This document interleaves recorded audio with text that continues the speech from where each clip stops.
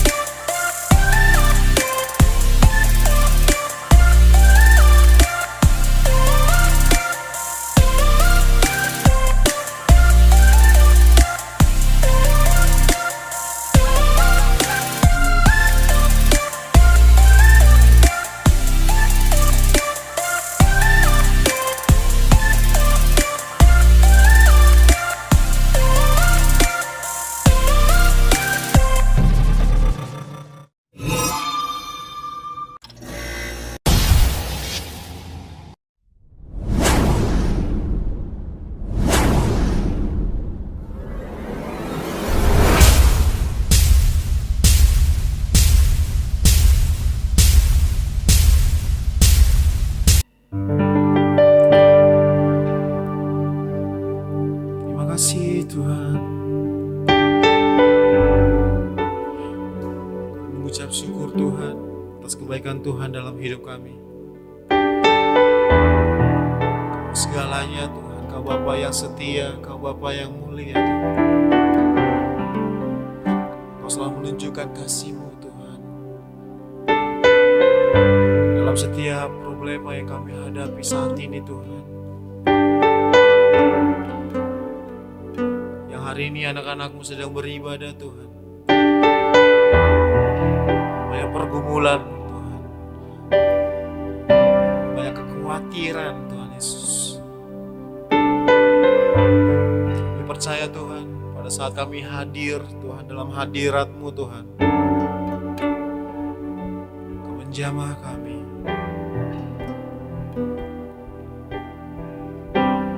Ada kuasa dalam bersyukur Tuhan. Kami mau katakan Tuhan Yesus baik. Apapun yang kami alami hari ini Tuhan, kami percaya, kami terlalu yakin Kau adalah Allah yang hidup. Kami menyembah Engkau Tuhan.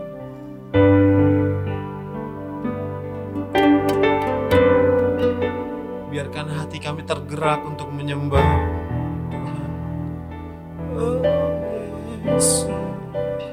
Ada sembah Dia.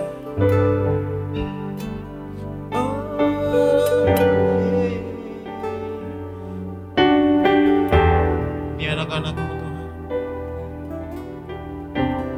Kami buka hati kami selebar-lebarnya Tuhan.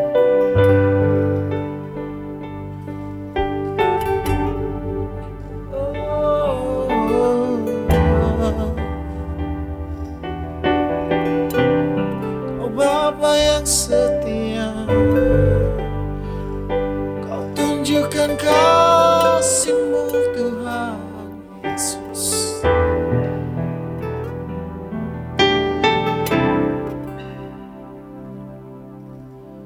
Bapa, Kau setia. Bapa, Kau mulia.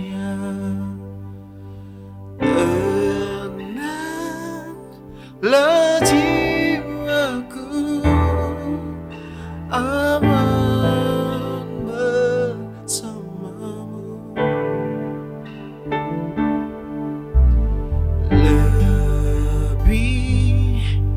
dari harta. Kaulah segalanya.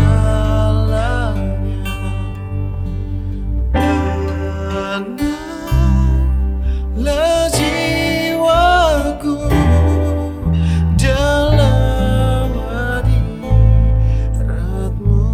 Mari angkat tanganmu.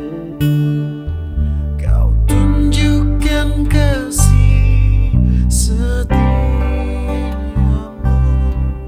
Kau menyediakan yang ku perlu. Kau setia,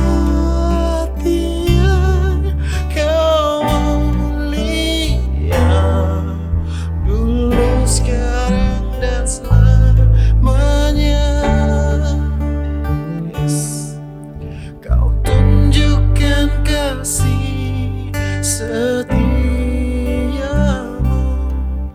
Kau menyediakan yang ku perlu. Kau setia, kau mulia, oh, kau setia.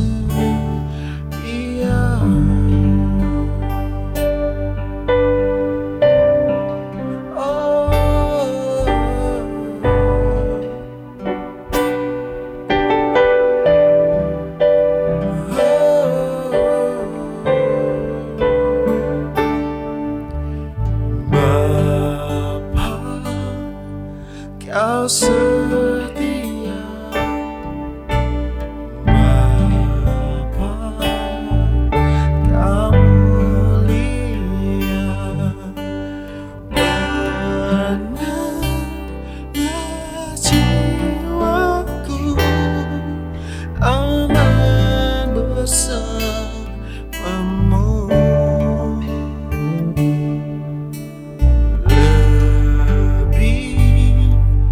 Dari harta,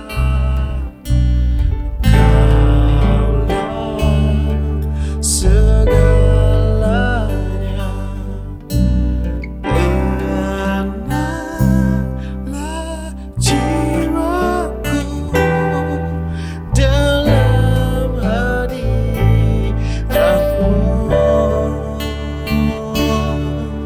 Kau tunjukkan kasih setiamu.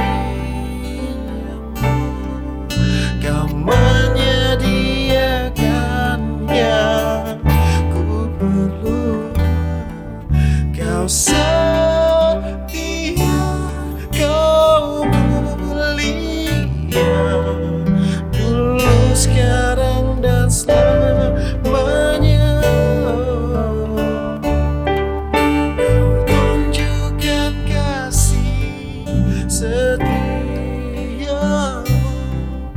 Kau menyediakan yang ku perlu. Kau setia, kau mulia, Bapa, Kau setia. Mari sembah Dia.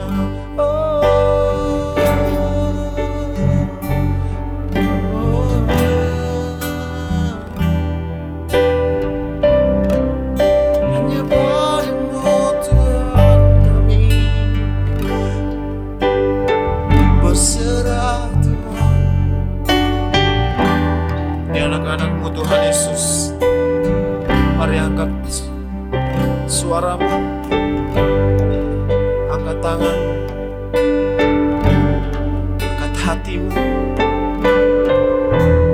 Dimanakah kamu berada, di rumah, di jalan, di mobil, sembah Dia.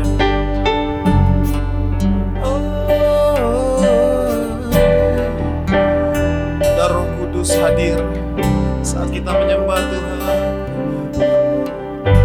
Saat kita menyembah Tuhan,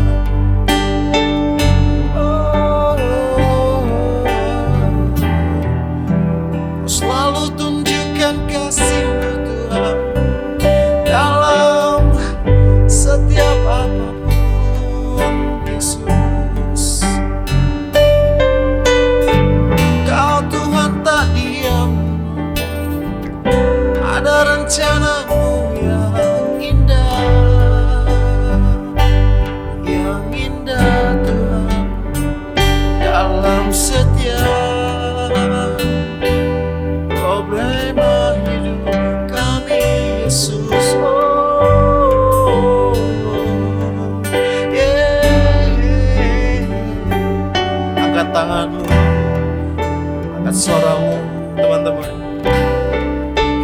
menyembah Tuhan, Tuhan yang hidup.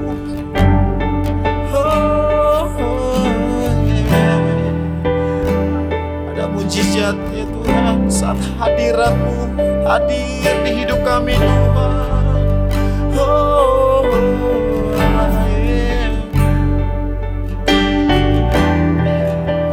Yesus, Yesus.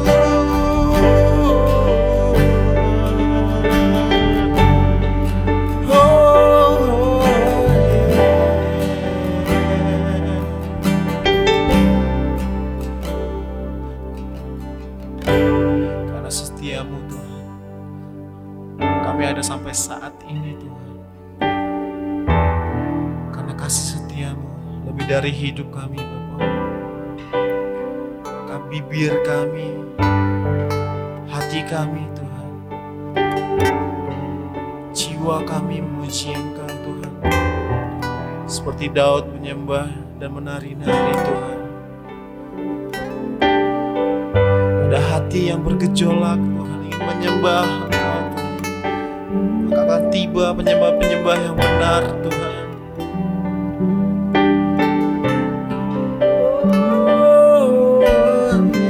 Kau lahirkan di tempat ini Tuhan, Kau lahirkan di Bekasi Tuhan.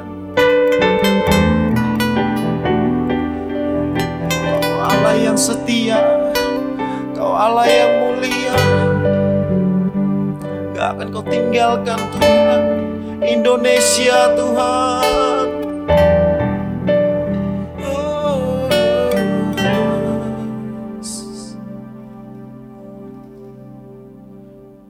Kau tunjukkan kasih setiamu,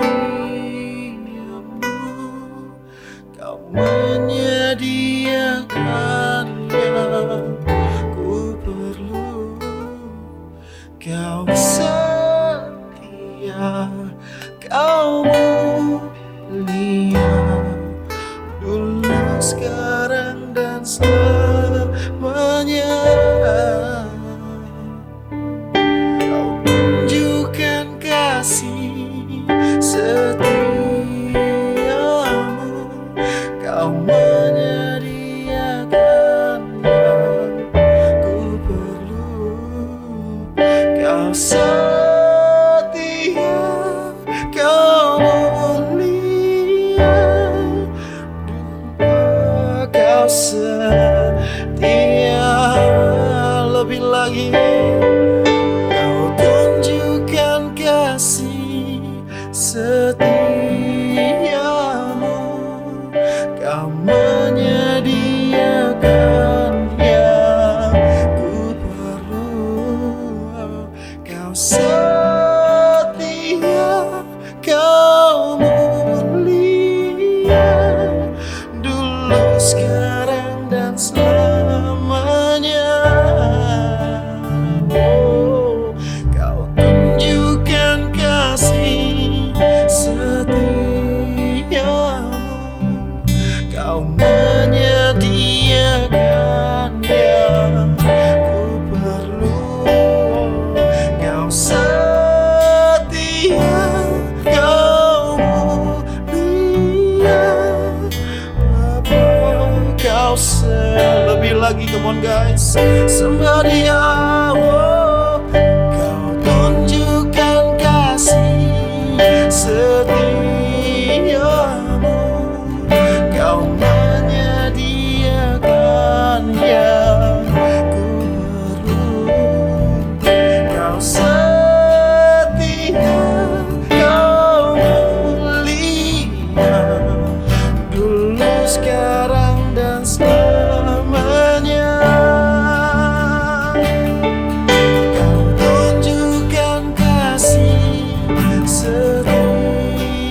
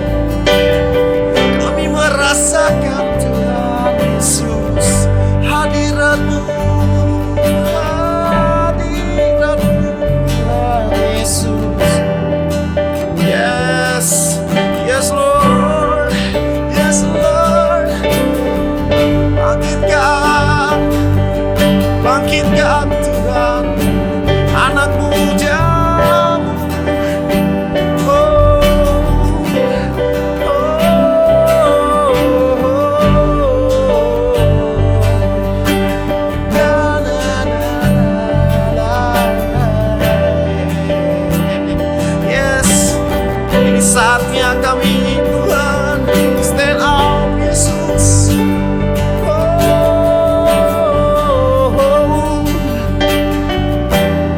Ada jiwa yang dibangkitkan, ada api yang dibangkitkan Tuhan.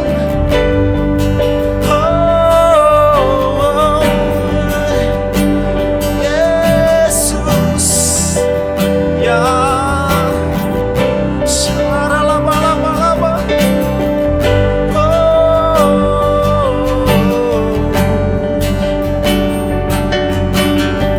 Kami tinggikan, kami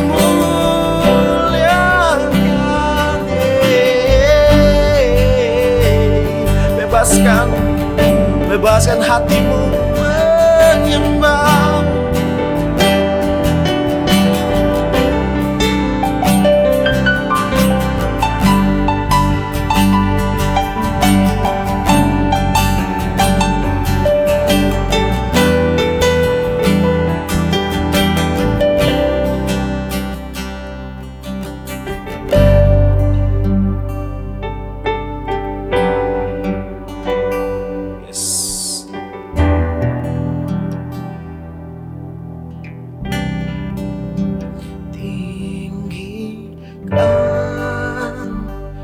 Dirimu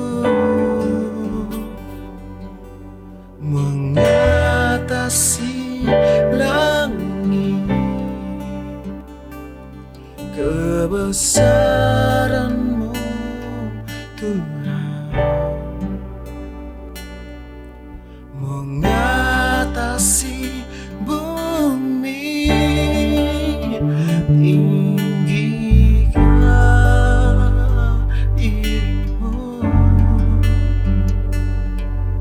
Mengatasi langit,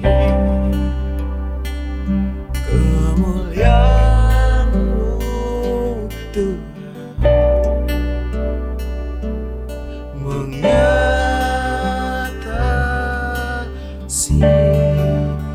bumi.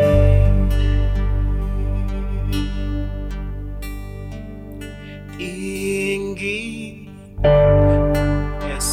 ini pengakuan kami Tuhan. Mengatasi langit, kebesaran-Mu Tuhan mengatasi bumi. Tinggikan dirimu mengatasi langit, kemuliaan-Mu Tuhan mengatasi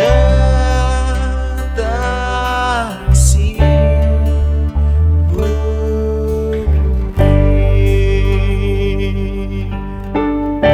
Lebih lagi, tinggikan dirimu mengatasi langit. Yes Lord.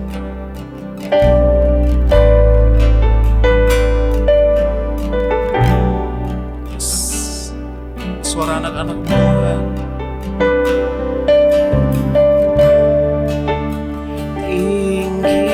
Tinggikan dirimu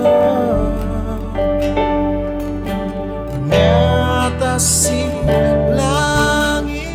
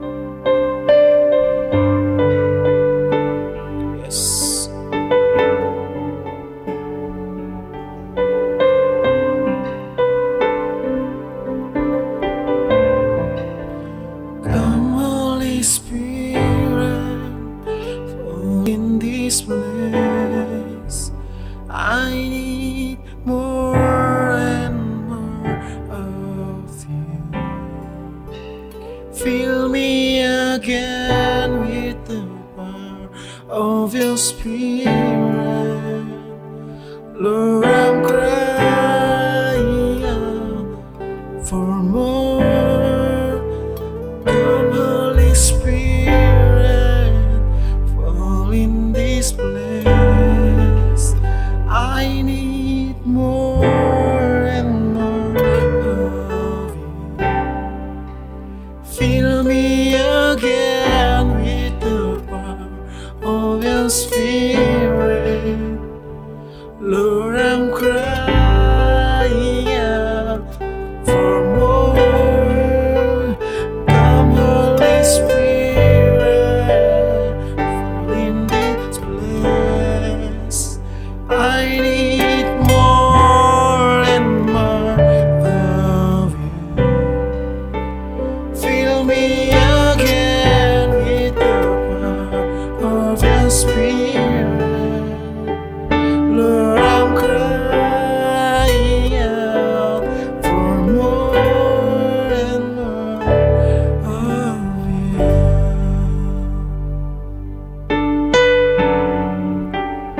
Terima kasih Tuhan. Tuhan, puaskan kami. Kami yang beri yang terbaik Tuhan. Dalam penyembahan kami Tuhan.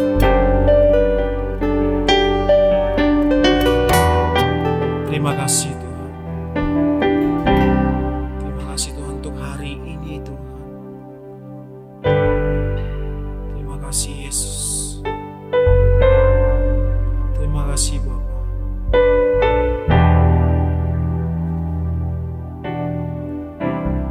Haleluya. Amin.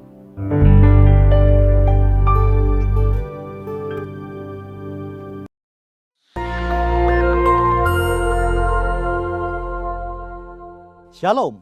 Kesempatan kali ini kita akan membahas hidup sebagai insan Pentakosta. Siapakah yang dimaksud dengan insan Pentakosta? Tentunya bukan hanya mereka yang merupakan anggota jemaat gereja Pentakosta, tetapi semua orang percaya yang hidup dipimpin dan dituntun oleh Roh Kudus, yang meyakini bahwa suara Tuhan masih diperdengarkan, yang meyakini bahwa kita masih mendengar suaranya, dan yang dengan iman dan kuasa dari Roh Kudus berkata-kata atas nama Tuhan. Dalam Injil Yohanes, Tuhan Yesus sangat menekankan kehidupan orang percaya yang dipimpin dan dituntun oleh Roh Kudus. Betapa Roh Kudus menempati peran yang sentral dan penting dalam kehidupan orang percaya.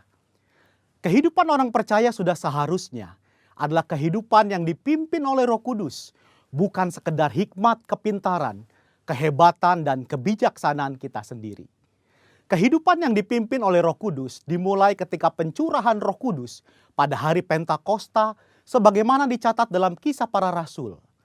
Dalam Kisah Para Rasul, Roh Kudus terlibat dalam pengambilan keputusan, menuntun, mengarahkan, dan memimpin para pemimpin jemaat dalam pekerjaan pelayanan dan penuntasan amanat agung Tuhan Yesus.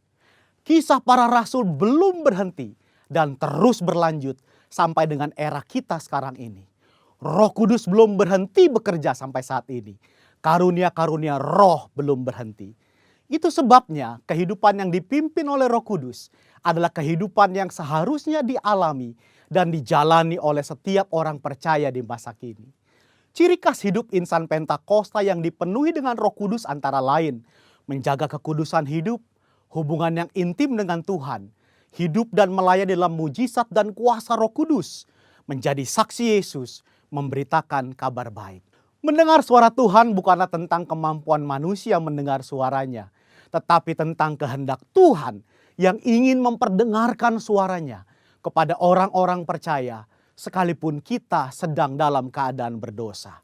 Namun demikian adalah merupakan tanggung jawab kita untuk melatih kepekaan dalam mendengar suaranya.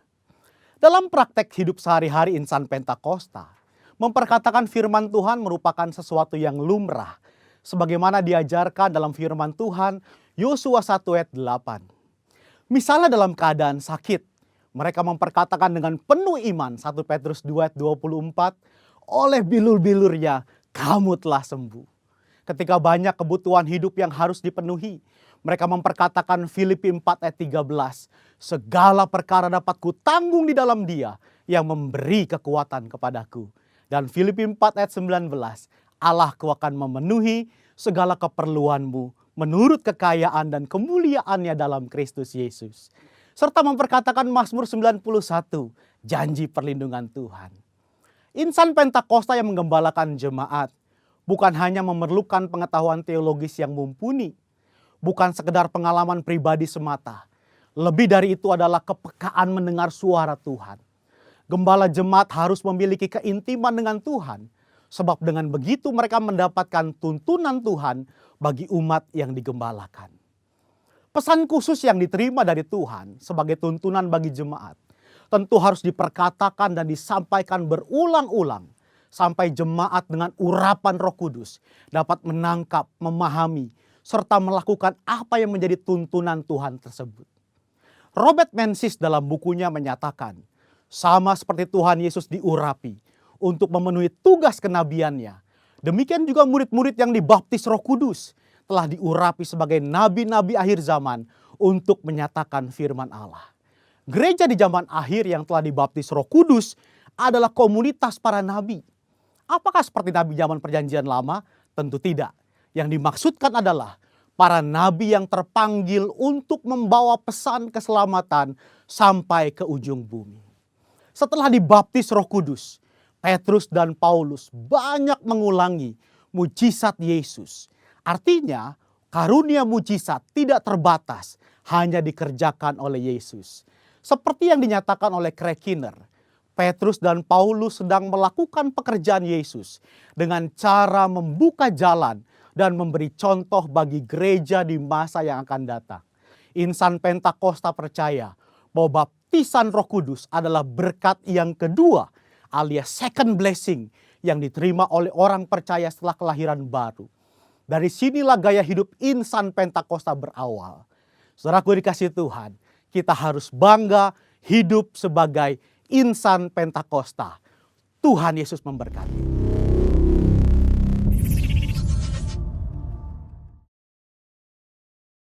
Shalom Bapak Ibu Saudaraku yang dikasih Tuhan. Kita bertemu lagi di dalam ibadah pagi hari ini. Kita walaupun ibadah secara online, walaupun Bapak Ibu di rumah, tapi percayalah, kita mencari perkenanan Tuhan. Dan Tuhan berkenan atas ibadah kita. Firman Tuhan pada pagi hari ini kita ambil dengan judul memasuki dimensi yang baru. Kita akan baca ayat firman Tuhan di dalam Yesaya 43 ayat yang ke-14 sampai dengan 20. Yesaya pasalnya yang ke-43 ayat 14 sampai 20, demikian bunyi firman Tuhan. Saya bacakan buat kita semuanya. Beginilah firman Tuhan, penebusmu yang maha kudus Allah Israel. Oleh karena kamu, aku menyuruh orang ke Babel dan mau membuka semua palang-palang pintu penjara dan sorak-sorai orang Kasdim menjadi keluh kesah. Akulah Tuhan yang maha kudus, Allahmu, Rajamu yang menciptakan Israel. Beginilah firman Tuhan yang telah membuat jalan melalui laut dan melalui air yang hebat, yang telah menyuruh kereta dan kuda keluar dari berperang, juga tentara dan orang gagah mereka terbaring, tidak dapat bangkit, sudah mati, sudah padam sebagai sumbu. Firman Tuhan, firman-Nya, janganlah ingat-ingat hal yang dahulu, janganlah perhatikan hal-hal yang dari zaman purbakala. Lihat, aku hendak membuat sesuatu yang baru, yang sekarang sudah tumbuh. Belumkah kamu mengetahuinya? Ya, aku hendak membuat jalan di padang gurun dan sungai-sungai di padang belantara. Binatang hutan akan memuliakan aku, serigala dan burung onta, sebab aku telah membuat air memancar di padang gurun dan sungai-sungai di padang belantara untuk memberi minum umat pilihanku. Demikian firman Tuhan Bapak Ibu Saudaraku sekalian. Kita akan mengulik, kita akan mempelajari firman Tuhan di dalam Yesaya 43 ini. Bapak Ibu Saudaraku yang dikasihi Tuhan, ayat-ayat dalam firman Tuhan yang baru kita baca di dalam Yesaya 43 hari ini, konteksnya adalah berbicara tentang kerajaan bangsa Israel, kerajaan selatan yang kalah perang kemudian dibuang ke Babel, ditawan dalam pembuangan sebagai bangsa yang budak. Bangsa ini atau umat Tuhan ini sedang mengalami goncangan iman yang luar biasa. Pada waktu itu hampir semua iman dari umat ini hancur berantakan. Mereka putus asa, mereka tidak pengharapan karena kita tahu bangsa Israel pecah menjadi dua, menjadi kerajaan utara dan kerajaan selatan. Nah, tetapi kerajaan selatan ini hidupnya sebetulnya relatif lebih aman, Bapak Ibu Saudaraku. Mereka damai sejahtera, mereka negaranya cukup aman, makmur, termasuk masyhur negaranya. Bangsa merdeka, punya uang, bisa pergi kemana-mana bebas. Tetapi Tuhan izinkan tiba-tiba ada serangan dari Babel dan mereka kalah perang. Seluruh rakyatnya ditawan, dibawa ke Babel, menjadi bangsa buangan di Babel, menjadi bangsa budak di Babel. Nah, pada konteks yang kita baca ini, umat itu stres karena mereka tiba-tiba merasa, kok saya menjadi seperti ini ya? Biasanya punya uang, kok saya nggak punya uang? Biasanya bisa bebas pergi kemana saja, tiba-tiba nggak bebas lagi. Biasanya hidupnya tenang, sekarang sering ada ancaman, terikat dan segala macam. Mereka menjadi stres, Bapak Ibu Saudaraku.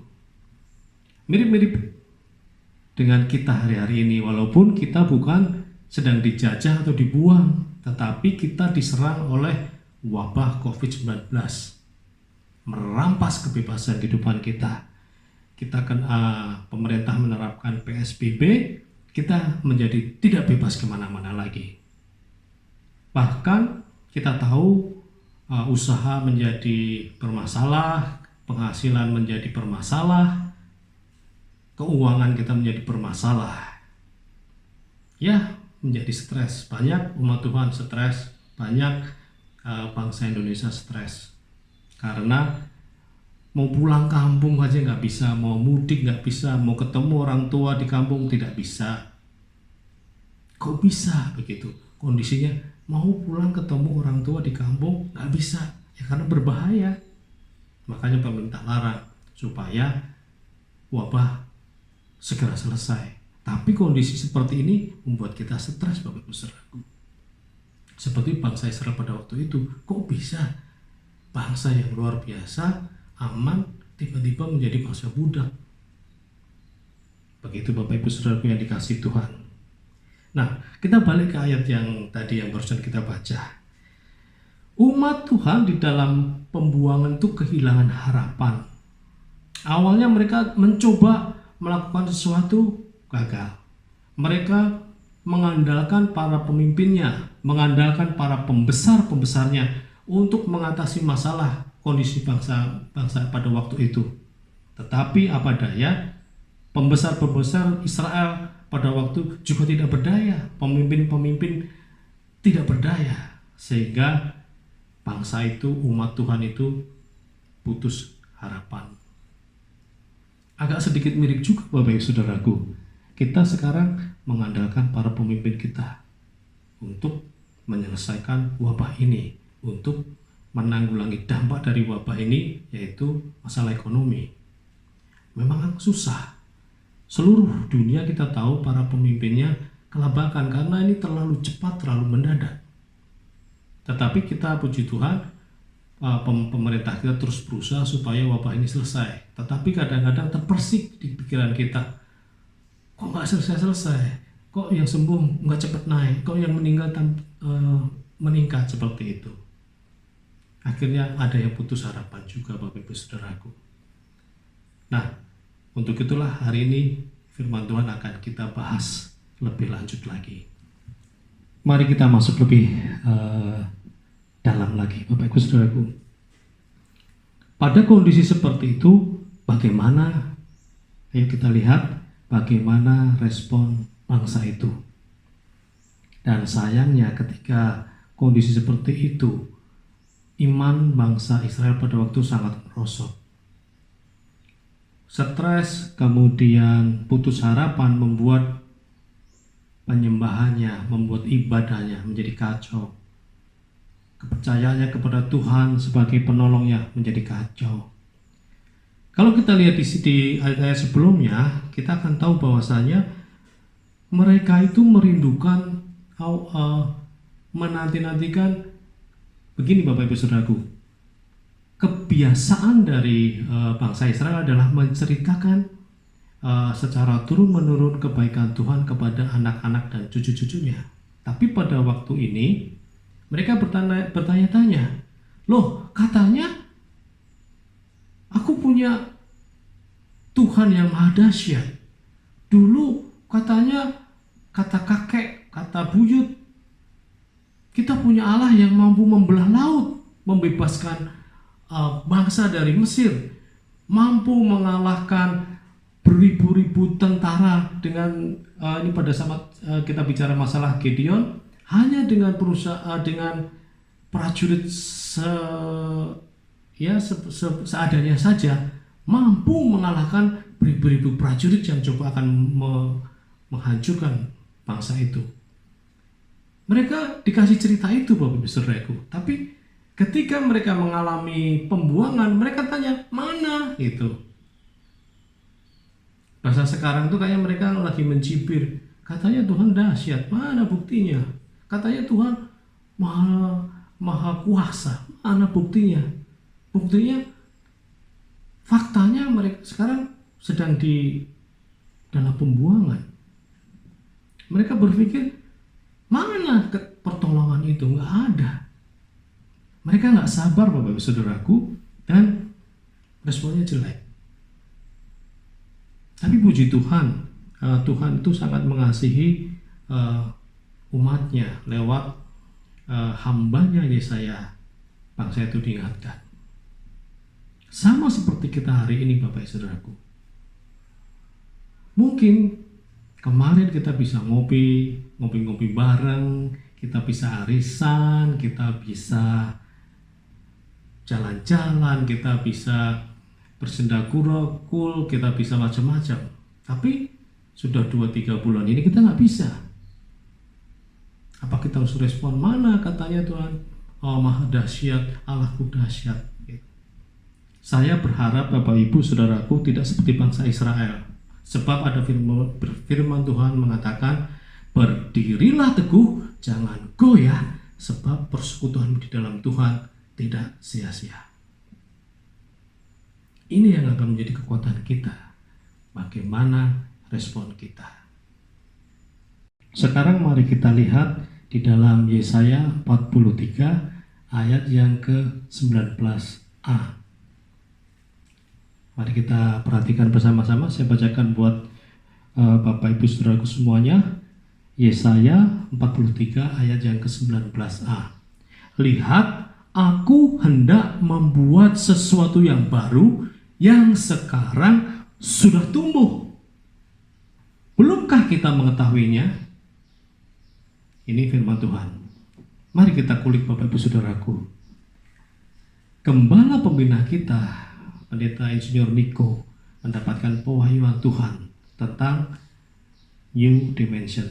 Tema tahun ini adalah dimensi baru. Dan beliau meminta kepada kita semuanya untuk doa puasa 40 hari. Apa itu New Dimension, Bapak Ibu Saudaraku sekalian? Nah, bukankah hari-hari ini yang kita lalui adalah dimensi yang baru?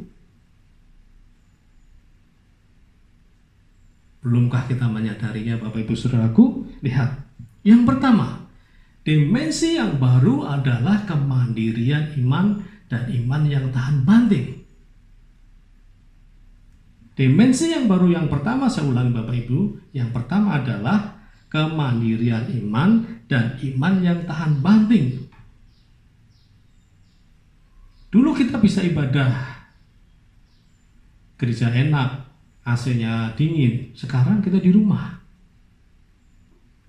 Dulu di gereja semuanya sudah tersedia.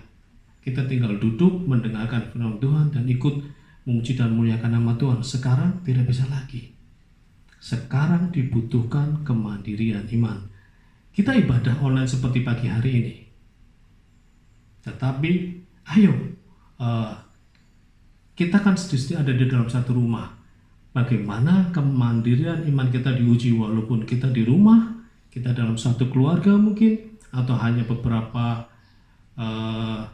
anggota keluarga karena memang terpisah. Tetapi bagaimana kita beribadah dengan baik dan benar dan mendapatkan perkenanan Tuhan walaupun ibadah sendiri-sendiri di rumah dan sama-sama melakukan ibadah online seperti hari ini. Apakah penyembahan kita sama ketika waktu kita ibadah bersama-sama di gereja? Apakah ketika kita mendengarkan firman seperti sekarang ini sama seperti kita mendengarkan firman pada waktu di gereja? Harusnya sama, Bapak Ibu Saudaraku. Ini dimensi baru.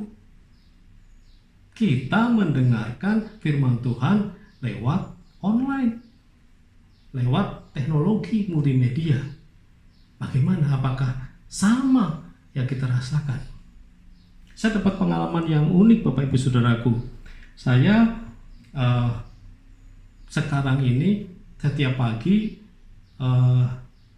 saat teduhnya saya ganti dengan doa. Saya ikut doa dari gereja di Solo yang mengadakan doa pagi. Saya ikut.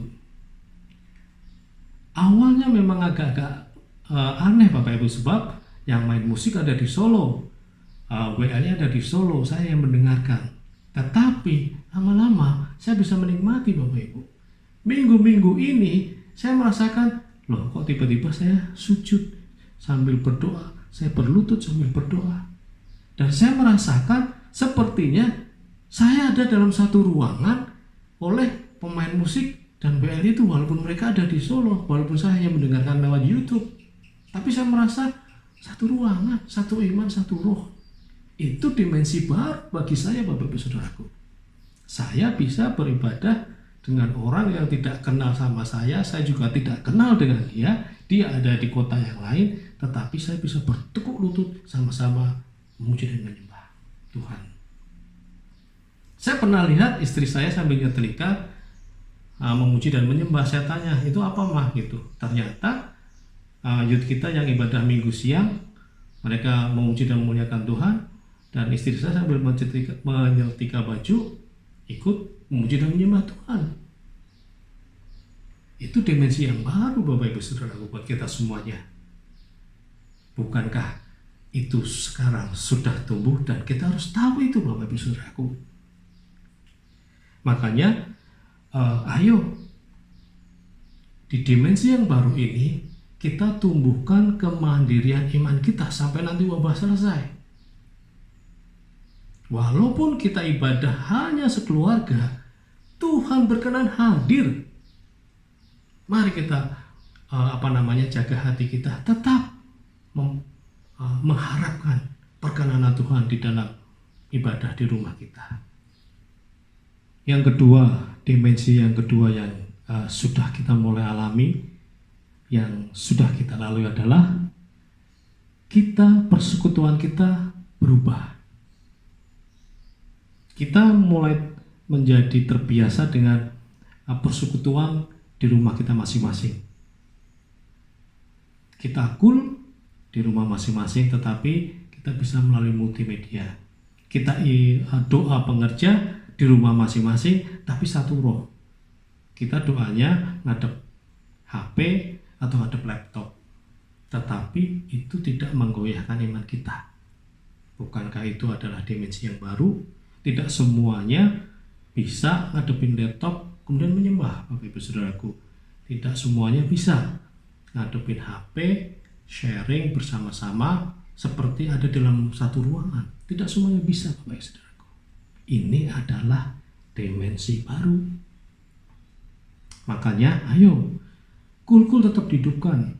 Oh, saya nggak bisa Zoom. Oh, saya tidak bisa MS Teams. Saya tidak bisa Google Hang pakai Google Hang atau apa segala Hangout misalnya. Pakai WA saja berempat dulu misalnya, video call. Yang penting Cool tetap jalan, Bapak Ibu Saudaraku. Yang penting persekutuan tetap jalan. Nggak ketemu nggak apa-apa, ketemu cuma via dunia maya, nggak masalah. Ini dimensi baru, Bapak Ibu Saudaraku. Dimensi yang baru ini jangan sampai menghancurkan iman kita. Tetapi ayo kita masuk ke dimensi baru, tetap jaga damai sejahtera, kita lakukan. Kita memasuki tahun dimensi yang baru.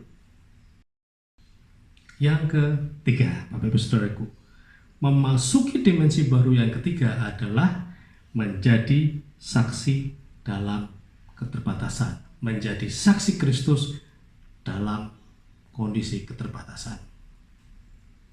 Kita tahu kondisi saat ini membuat kita menjadi terbatas, kita menjadi tidak bebas, kondisi ekonomi kita juga nggak bebas. Tetapi Yesaya 43 ini berbicara tentang umat pilihan Tuhan yang menjadi saksi Tuhan, Bapak Ibu Saudaraku. Kita mengucap syukur ada berkat sedikit, gereja punya kegiatan bakti sosial. Kita beli bahan makanan pokok, kita beli alat-alat desinfektan yang kita bagi untuk sesama. Kepada jemaat yang mengalami kekurangan, kita bagi. Kepada sesama kita bagi. Itu dimensi yang baru. Kalau dulu kita punya uang, kita bakti sosial, wajar. Tapi dimensi yang baru adalah ketika kita sedang di dalam keterbatasan, kita tetap bisa melakukan bakti sosial. Kita menjadi saksi Tuhan. Itu hal yang luar biasa, Bapak Ibu Saudaraku. Kita merelakan sesuatu yang sebetulnya kita mulai kekurangan, tapi kita masih ada, orang lain kurang, ya udah dibagi. Itu dimensi yang baru, Bapak Ibu Saudaraku sekalian dikasih Tuhan. Kita lanjutkan baksos kita. Kita menjadi saksi Tuhan. Kita berdoa, kita memberkati kota kita. Ketika kita memberikan bantuan kepada sesama, kita tidak peduli statusnya, kita tidak peduli agamanya apa, imannya bagaimana. Tapi ketika mereka dalam kesusahan, kita berikan. Dan kita tunjukkan, Bapak Ibu, kita adalah murid-murid Tuhan, kita umat Tuhan. Tuhan memberkati apa, kita bagikan seperti itu. Luar biasa, dimensi yang baru di dalam keterbatasan kita masih bisa menjadi saksi Tuhan. Bapak Ibu Saudaraku, ayat yang terakhir dikatakan bahwasanya Tuhan nanti akan membuat jalan di gurun, Tuhan akan membuat jalan di belantara, bahkan binatang hutan, serigala, burung onta nanti akan ikut mengucap syukur kepada Tuhan karena air akan meluap-luap. Kita imani ini, Bapak Ibu Saudaraku. Saya yakin kalau iman kita tanpa banting, kita mandiri di dalam iman, mujizat akan turun, Bapak Ibu Saudaraku. Ada jalan yang lurus buat kita mendapatkan berkat Tuhan. Lewat padang gurun enggak ada masalah, lewat hutan belantara tidak masalah. Tuhan menyediakan jalan, Tuhan akan menciptakan air yang membuah-buah untuk umatnya, dan itu akan memberkati orang-orang lain. Kita menanti-nantikan itu sambil kita menjaga iman kita menjadi iman yang mandiri dan tahan banting. Bapak Ibu Saudaraku sekalian, lewat ibadah pagi hari ini saya mengajak Bapak Ibu Saudaraku sekalian kembali memperhatikan Yesaya 43 ayat 19a. Lihat, aku membuat sesuatu yang baru yang sekarang sudah mulai tumbuh. Sesuai dengan pewahyuan yang didapat dari Gembala Pembina kita, new dimension, dimensi yang baru. Dan sekarang kita sedang masuk ke sana. Ayo, respon kita jangan seperti bangsa Israel waktu di dalam pembuangan di Babel, tetapi saya mengajak Bapak Ibu Saudara kita tetap berdiri kokoh, tidak goyah. Bapak Ibu Saudara yang dikasihi Tuhan, lewat renungan firman Tuhan kali ini memasuki dimensi baru. Ayo kita berdiri teguh, tidak goyah. Stres hilang. Apa? Putus harapan hilang. Iman yang lemah ditingkatkan. Kita tetap mencari perkenanan Tuhan, karena memasuki dimensi yang baru ini, Tuhan akan membuat sesuatu yang luar biasa buat kita semuanya umatnya. Kita tetap menjadi saksi Kristus, kita adalah umat pilihan Tuhan. Mari kita bersama-sama berjuang untuk memenangkan iman kita. Kita berjuang menjadi pemenang-pemenangnya Tuhan. Kita menjadi saksi Tuhan, kita membagikan kebaikan sama bagi Tuhan. Tuhan Yesus memberkati kita semuanya. Mari Bapak Ibu Saudara yang dikasihi Tuhan, sebelum kita mengakhiri ibadah kita dan kita terima berkat, mari kita berdoa seperti yang Tuhan Yesus ajarkan. Doa Bapa kami. Bapa kami yang di sorga, dikuduskanlah namamu, datanglah kerajaan-Mu, jadilah kehendak-Mu di bumi seperti di sorga. Berikanlah kami pada hari ini makanan kami yang secukupnya, dan ampunilah kami akan kesalahan kami, seperti kami juga mengampuni orang yang bersalah kepada kami. Dan janganlah membawa kami ke dalam pencobaan, tetapi lepaskanlah kami daripada yang jahat, karena Engkau-lah punya kerajaan dan kuasa dan kemuliaan sampai selama-lamanya. Amin. Mari Bapak Ibu Saudara yang dikasihi Tuhan, kita akan mengakhiri ibadah kita. Angkat kedua tanganmu, arahkan hati dan wajahmu kepada Tuhan, dan terimalah berkat.